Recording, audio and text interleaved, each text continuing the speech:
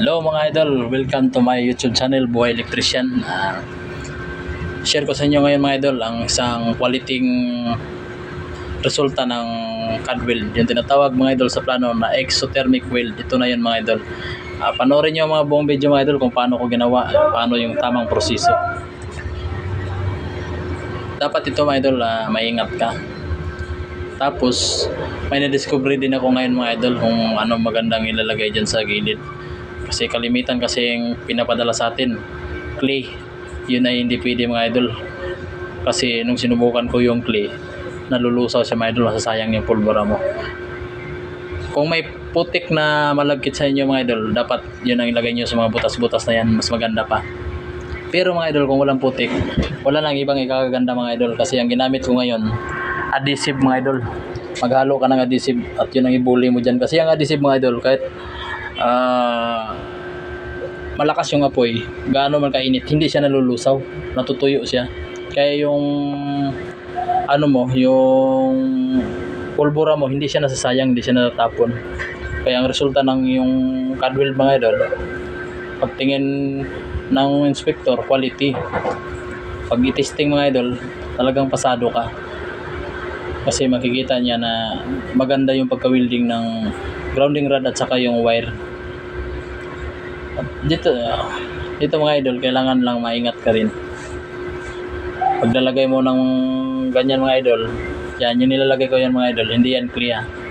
Yan ang maganda kong na-discover ngayon mga idol, adhesive. Kasi hindi siya nalulusaw. Pag sirit ng pulbura mga idol, hindi siya makakalabas. Sa video ito mga idol, sa mga gusto lang matuto ng pag-CAD weld mga idol, panoorin nyo lang buong video na to at sigurado may matutunan kayo.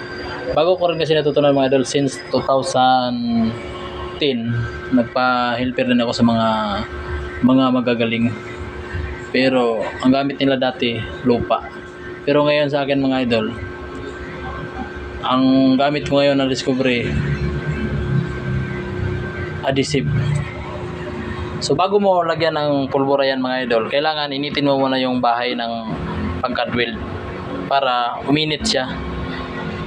Kasi pag hindi mo yan initin mga idol, diretso mo lang lagyan yan ng mga pulbura, ang lamig at saka init, pag magsalubong yan mga idol, sasabog yan.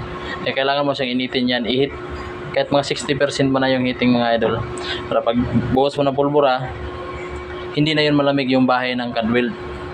Kasi pag malamig yan mga idol, tapos pag sindi mo yan ngayon, pag sirit ng pulbura, hindi yan siya sisirit ng sirit lang na normal, sasabog yan, puputok siya. Kaya masasayang yung CAD weld mo, masisira lang yung CAD weld mo. Dapat ganun mga idol, sisirit siya, hindi siya pumutok, boom, hindi siya gumaganon. Kasi kapag pumuputok mga idol, nasisira yung at saka mahal yung pulbura mga idol, sasayang lang yung trabaho mo pati. Uulitin mo na naman at may posibilidad na masira yung bahay ng pag-CAD weld mo, mahal yan pag bilhin mo. O yan mga idol, ganyan na yung mga idol ang resulta. So maraming salamat sa gustong sumabaybay sa aking at sa lahat na sumabaybay sa aking YouTube channel. Sana'y hindi kayo magsawang sumuporta, mag-like and mag-share, comment, at God bless to all. Thank you.